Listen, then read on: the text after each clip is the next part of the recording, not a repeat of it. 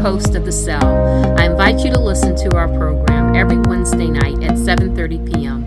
I would also like to thank you for listening to Community Radio on WGRN LP 94.1 FM, Columbus. I'd like to welcome our listeners back for part 2 with Brent and Debbie Steele. Brent and Debbie had 2 kids, Daniel and Myrna. Both Daniel and Myrna were born with the chronic blood disorder known as sickle cell disease. Both Daniel and Myrna lost their lives due to the complications with this disease. So sit back and relax and enjoy as Brent and Debbie continue to share their journey. This is Denise. May I have Brent and Debbie share with you what it was like holding each other together? Because most couples divorce in situations like this, and for how long they've been married. Please do. Well, we'll be married 48 years this year. Wow. And Congratulations. Wow. Thank you. Awesome. And Brett and I started off very young. And, again, we don't like to be told no, it won't work. Well, we showed you. That's where the kids got it from.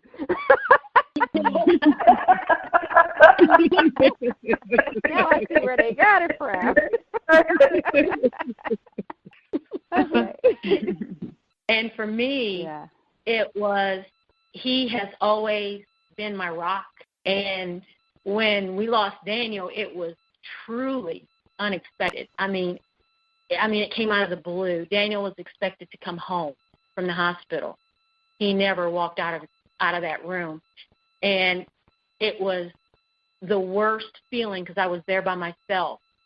And I had to call Brent, and I couldn't even tell him what was going on, that Daniel was coding in the room, and I couldn't get there. I don't know where he came from, but he got there so quick.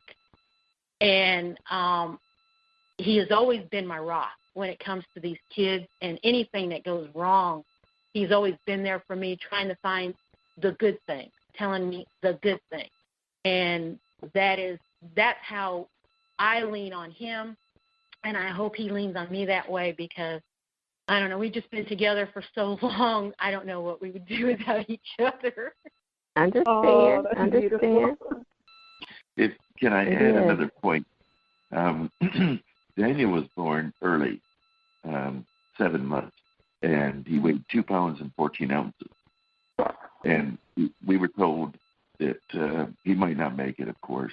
And they rushed him from our little town in Michigan to Bronson Hospital in Kalamazoo, where I think it was, 2 months or so that it was touch and go. He was in an incubator and a little bitty thing at 2 pounds, 14 ounces. In that year of 1973, it was tough, but he survived.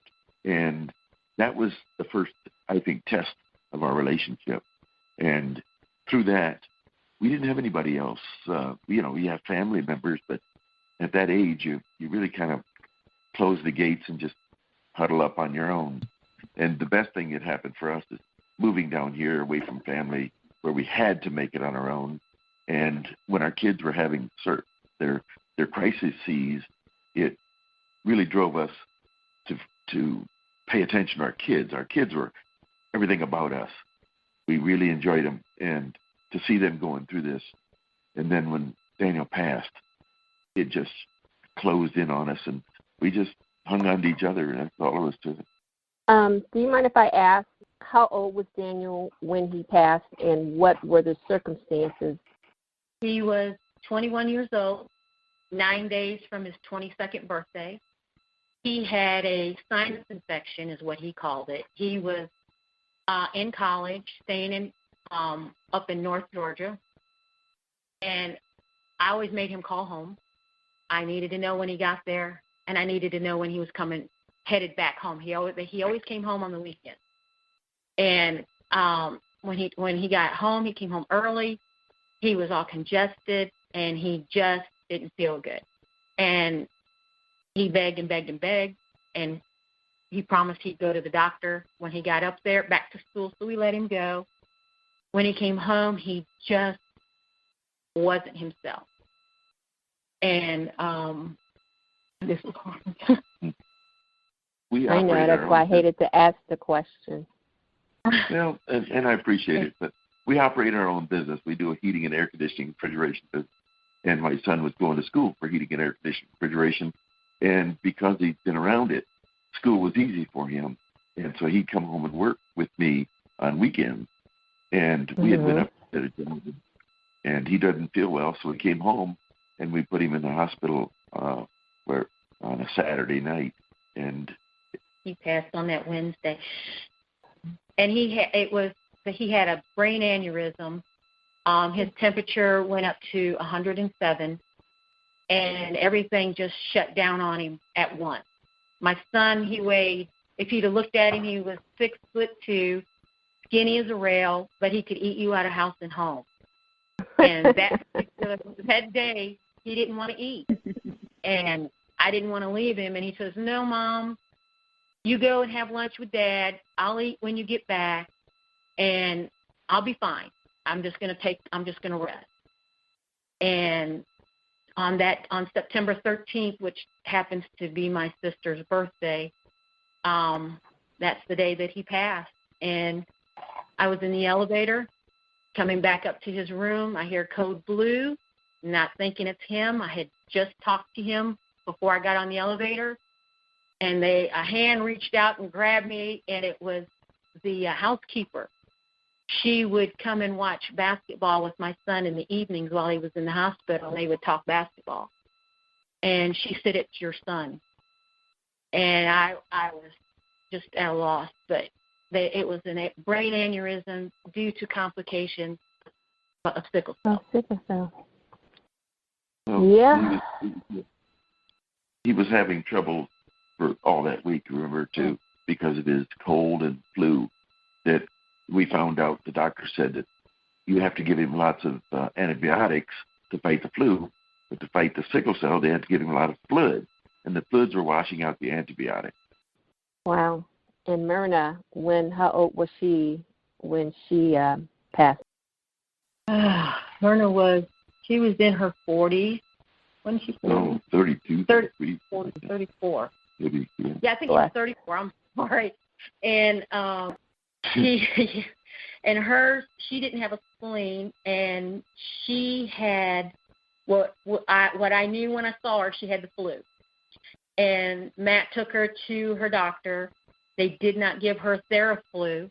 They sent her home. They did a blood test because her test came back negative, but they wanted to do a blood test.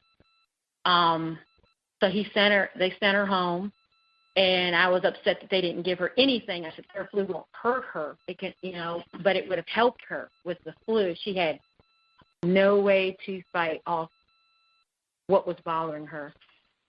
And she died December 18th of 2011. We knew that you had to be very aggressive when Myrna was ill because she had already had the other things taken out. And we knew she had to be very aggressive. In the hospital that she was in North Atlanta, didn't have any clue about sickle cell, and we wanted her to go to Grady where they knew what had to be done, but didn't get the move made. Sorry to hear that. But it seems like, back in that day, they used to tell you that your kids wouldn't live that long, because even in 1990, they told me that Faith wouldn't live that long.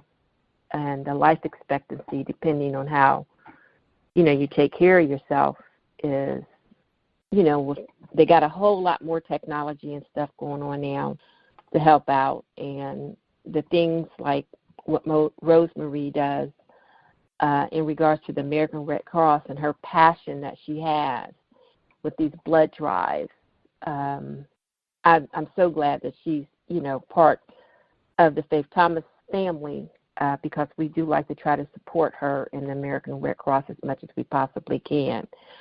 So we're going to go around to see if there's any last-minute questions. Tish? What advice would you give to young couples who are experiencing now what you experienced?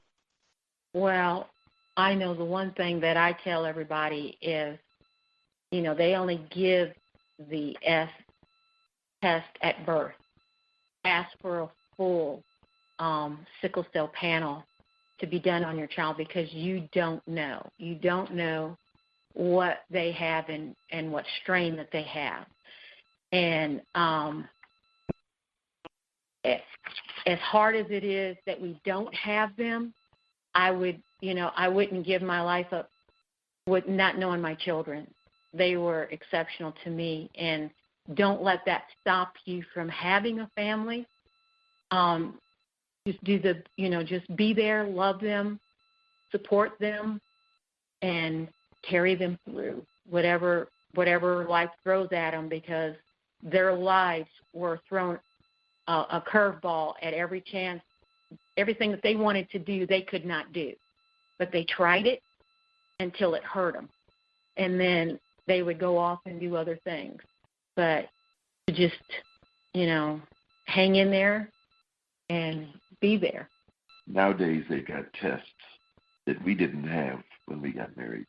And because of these tests, it's imperative that we get into the testing so they're aware of the situation. And hopefully that can help.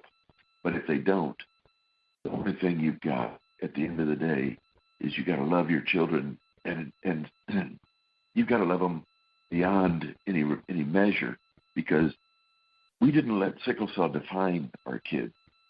Sickle cell was a awful situation, but it was a percentage of the time. The other time was a beautiful relationship, a beautiful travel, and a beautiful life.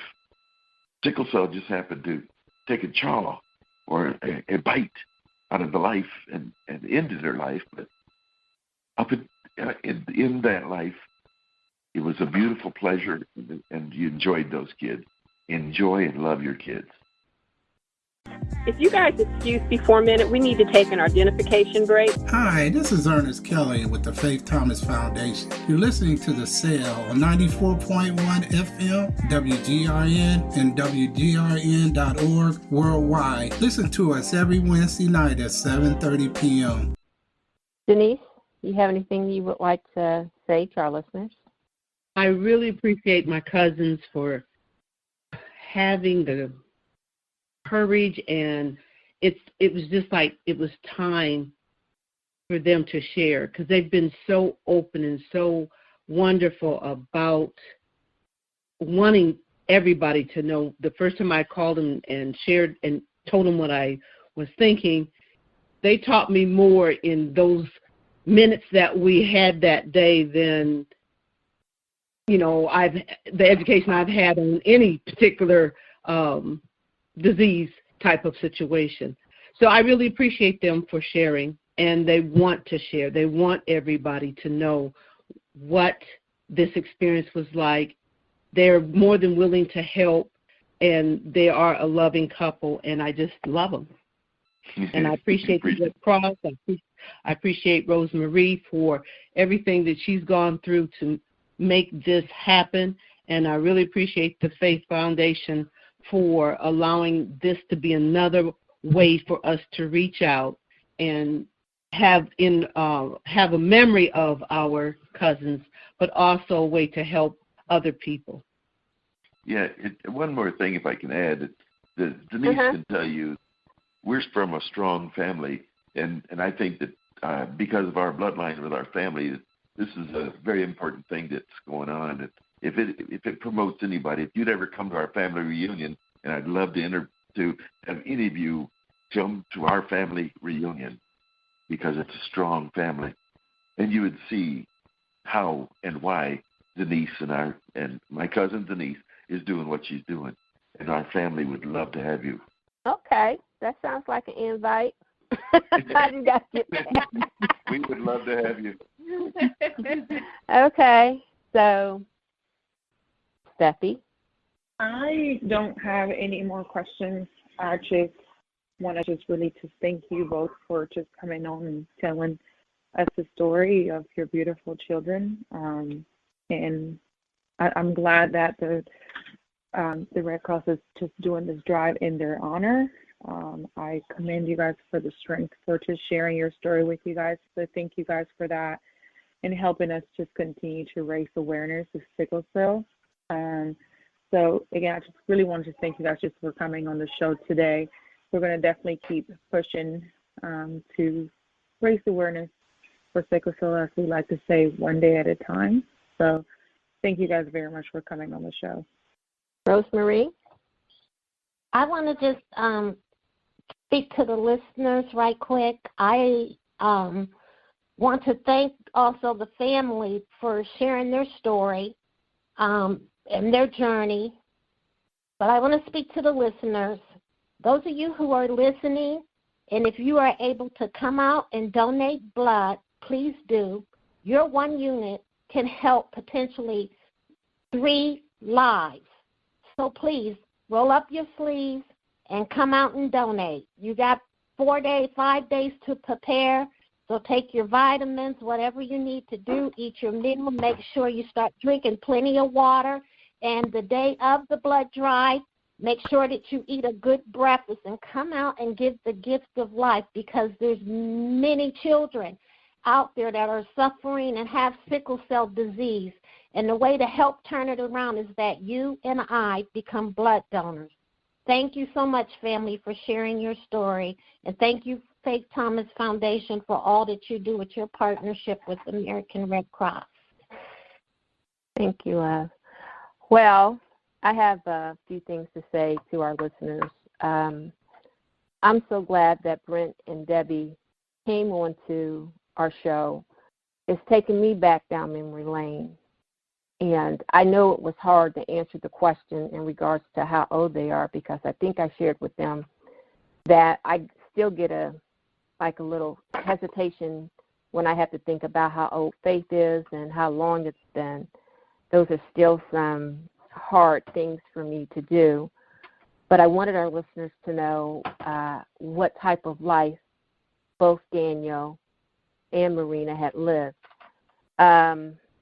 Make sure that if you don't know what your status is, make sure that you take the time to talk to your doctor. And Debbie, thank you for mentioning that, not just to get a sickle cell test, but a sickle cell panel, because there are other alphabets in the soup that can connect with sickle cell, the S trait, that can cause a form of sickle cell disease. And both of her children had SC. I'm a C trait also, and didn't know that I was hooking up with my husband who had an S trait, the same as Brent and Debbie, and we had to educate ourselves with that. But I'm so blessed through this conversation that we had with them, because I got to hear that they got to experience a full life, with not as full as they would have loved to have been, but longer than what the doctors have stated. And they were able to enjoy witnessing their daughter get married, and that they were blessed with 2 or 3 grandchildren, so that they have something to hold on to, which is tangible. You can actually feel it, see it, smell it. And when you give that kiss, you know that you're giving a kiss to your son and daughter. I, as a mother who no longer has a daughter, I sometimes say to other adults, when I might give them a hug, and I say, when you see your daughter, when they let me know that they have a daughter, could you please give her a hug, for all the mothers who are not able to hug their kids anymore. So that to me is so important. Just like listening to y'all talk, I just got goosebumps, and here's squeezing my hands. Y'all made me cry. That was so good, guys, even though I have some editing to do. And I'll think about leaving some of that stuff in there. I mean, crying. And wait a second, I done said I was crying, so I guess I got to leave it, right? Right. Woo! I want people to know my soft side. Oh, God. I mean, outside of, it's just was listening to you guys. It was just like, it was like a videotape that was that was showing, that I felt like I was living it all over again when you said code blue, and then a pastor coming up to me. I said, get away from me, get away from me. And I wouldn't let him near me because that meant something. I've watched TV, and that's when they say code blue. So I appreciate both of you coming on. I really do. So before we go, is there anything anybody like to say? Nah, we covered it all? Okay, great. Make sure that you visit the American Red Cross. Make sure that you visit the Faith Thomas Twitter account and our Facebook page to find out more information.